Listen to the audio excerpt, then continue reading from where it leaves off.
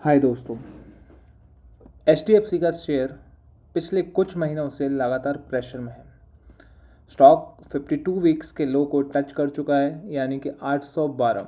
लेकिन इंटरेस्टिंग बात यह है कि इसी लेवल पे स्मार्ट मनी ने भी बाई के सिग्नल दे दिए हैं।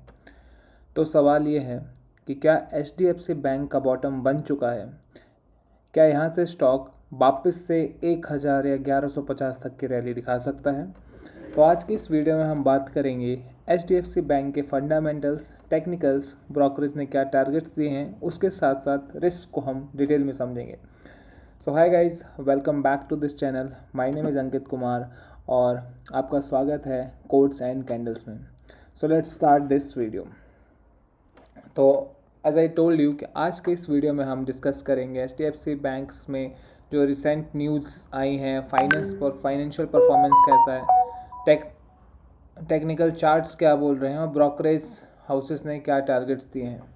और फाइनली हम डिस्कस वी विल सी कि बाय कर लेना चाहिए या फिर वेट करना चाहिए। सो लेट्स स्टार्ट। स्टार्ट करते हैं कि रिसेंट्स के न्यूज़ क्या हैं और बॉटम फॉर्मेशन क्या है HDFC बैंक का।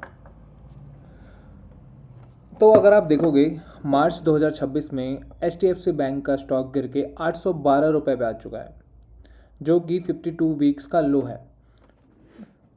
अब क्या ये गिरावट कुछ स्पेसिफिक रीजंस की वजह से हुई है? अगर यस, तो उसके रीजंस क्या है वो हम देखते हैं।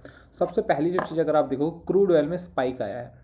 मतलब क्रूड्स के जो प्राइस हैं बहुत तेज़ी से बढ़ गए हैं, जिसकी वजह से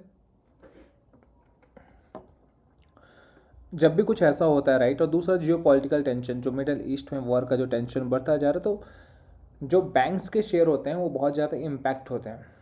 और बेसिकली अगर आप देखो, क्रूड ऑयल बढ़ रहा है, जियोपॉलिटिकल टेंशन बढ़ रहा है। क्रूड ऑयल बढ़ने का मतलब इन्फ्लेशन बढ़ेगा, राइट। इन्फ्लेशन बढ़ेगा, मतलब जो भी A to Z कुछ भी चीज़ है जो उसका डिपेंड है ट्रांसपोर्ट पे, वो सारी चीज़ों का प्राइस डेफिनेटली हाइक होगा। जियोपॉलिटिकल टेंशन, युद्ध हो सकते हैं, मल्टीपल चीज़ हो सकती है, उस वजह से बैंक्स के शेयर्स में एक डाउनफॉल देखा जाता है। तीसरी चीज़, जब भी कुछ ऐसा चीज़ होता है, जब भी ऐसी न्यूज़ आती है या फिर वॉर, ये सब के देखने को मिलते हैं आपको, तो मार्केट में एक सेलिंग प्रेशर आ जाता है। तो HDFC बैंक में भी वही सेलिंग प्रेशर देखने को मिला है। यूजली हम देखते हैं कि FIIs, जो कि फॉरेन इन्वेस्टर्स होते हैं, वो क्या करते हैं, बैंक इस सब में अपना इन्वेस्टमेंट ज़्यादा करते हैं। मगर इस टाइम पे वही लोग सबसे ज़्यादा सेलिंग करते हैं, क्योंकि उनको पता है ये इस समय सबसे ज़्यादा इफेक्टिव जो होगा वो बैंकिंग सेक्टर होगा। मगर यहीं पे अगर आप देखोगे तो एक स्मार्ट मनी का भी साइन आया है। What is the meaning of this? का मतलब ये है कि डिलीवरी वॉल्यूम में 23% का स्पाइक आया है। HDFC के डेली डिलीवरी वॉल्यूम में 23% का स्पाइक देखा गया है उसके रिसेंट लो से, 812 रुपये से। तो अगर हाई वॉल्यूम का मतलब क्या होगा? हाई वॉल्यूम का मतलब ये होगा, जब 23% की हाइक देखेगी तो या तो इन्वेस्टर्स या फिर इंस्टीट्यूशंस उन्होंने बाइंग करनी शुरू कर दिया है। तो अब हम देखते हैं कि फाइनेंशियल रिपोर्ट्स क्या हैं। तो अगर आप देखोगे HDFC बैंक में मर्जर के बाद जो सबसे बड़ा इशू आया है वो लोन टू डिपॉजिट रेशियो का। तो बैंक ज़्यादा से ज़्यादा लोन दे रहा है, लेकिन डिपॉजिट जो है ना उतनी फास्ट स्पीड से बढ़ ही नहीं रही है। तो अगर आप देखोगे लोन टू डिपॉजिट रेशियो का एक प्रेशर है, इसलिए मार्च 2026 में बैंक ने अपने FD के रेट्स भी बढ़ा दिए हैं, ताकि डिपॉजिट ज़्यादा से ज़्यादा वहाँ पे आ सकते हैं। क्योंकि ज़्यादा FD क्या होता है, सेफ़ एंड सिक्योर होता है। तो जब बैंक ने इंक्रीज़ कर दिया FD रेट, तो जो इन्वेस्टर्स होंगे उनका भी मूव करेगा कि चलो FD की तरफ शिफ्ट हो जाता है, क्योंकि मार्केट तो गिर ही रहा है ना एट द एंड। तो वहीं पर अगर आप देखोगे तो Q3 का जो रिजल्ट है, एक्सपेक्टेशन ये था कि बहुत अच्छा रिजल्ट आएगा, मतलब कि मगर जो रिजल्ट आया ना वो स्टेबल आया। नेट प्रॉफिट 18,064 करोड़ का, जो कि लास्ट ईयर से अराउंड 11% का ग्रोथ के हिसाब से। सबसे इंपॉर्टेंट अगर आप देखो, नेट मार्जिन ये बढ़ के 3.35 हो चुका है। तो इसका मतलब ये कि बैंक में अर्निंग पावर इंप्रूव हो रही है, मगर लोन ग्रोथ भी स्टेबल थी।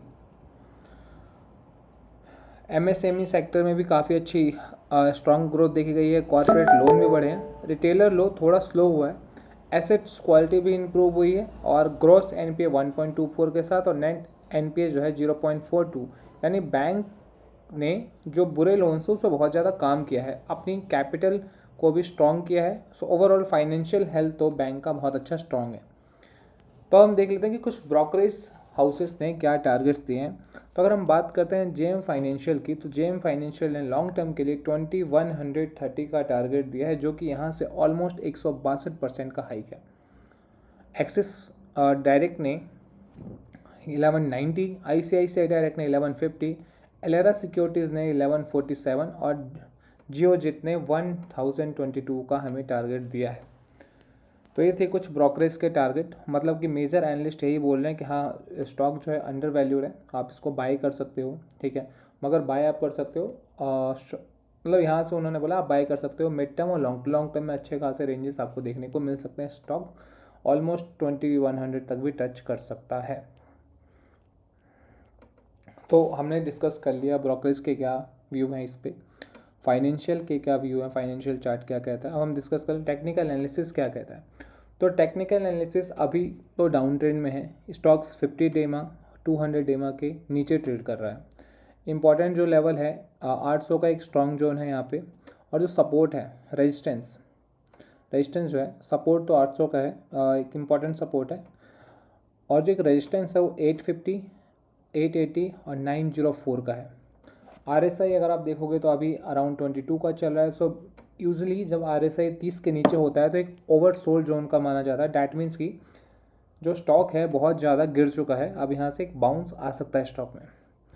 अगर स्टॉक 880 के अबव क्लोज देता है, पहला जो इसका रेजिस्टेंस 850, अगर 850 को ब्रेकआउट करता है फिर 880 पे हम देखेंगे, उसके बाद फिर 904 के टारगेट्स हम बना सकते हैं शॉर्ट टर्म में। मगर एक 800 के नीचे अगर जाता है तो इसका मतलब ये है कि यहाँ से और ज़्यादा गिरावट पॉसिबल है। तो आई कैन सजेस्ट यू कि आप वेट कर सकते हो कन्फर्मेशन का, जो कि अगर 850 के ऊपर जाता है तो फिर एक बाई के अच्छे खासा चांस है। फाइनल वर्डिक्ट मेरा क्या रहेगा कि HDFC बैंक अगर आप देखोगे तो फाइनेंशियली वीक नहीं है, ठीक है, और जो भी हमारे ब्रोकरेज हाउसेस ने उन्होंने बाई करने की सलाह दी। स्टॉक जो है अंडर परफॉर्म कर रहा है, no doubt, because of this war and FIAs की कंटिन्यूस सेलिंग की वजह से। लेकिन बिजनेस जो HDFC बैंक का बहुत ज़्यादा स्ट्रांग है, इंडिया का सबसे बड़ा बैंक है HDFC बैंक। स्मार्ट मनी में बाइंग दिख रही है कि स्मार्ट मनी यहाँ पे आना शुरू हो चुका है। वैल्यूएशन बहुत अट्रैक्टिव है, फंडामेंटल्स बहुत स्ट्रांग है, इसलिए लॉन्ग टर्म इन्वेस्टर्स के लिए डिप बाइंग जोन हो सकती है। लेकिन जो ट्रेडर्स हैं वो ब्रेकआउट का या फिर रेजिस्टेंस का जो है ब्रेक कर सपोर्ट और रेजिस्टेंस पे खेल सकते हैं। So at the end I just want to say कि आपका क्या व्यू है HDFC पे, आप प्लीज़ बताइए। क्या ये स्टॉक 1000 को क्रॉस करेगा या फिर अभी और टाइम लगेगा। किसी भी तरह की बायस खरीद की मेरी तरफ से कोई सलाह नहीं है। आप अगर कुछ भी बाय करते हैं तो अपने फाइनेंशियल एडवाइज़र से बाय कर डिस्कस करके ही खरीदें। Thank you so much, have a great day guys, Hare Krishna.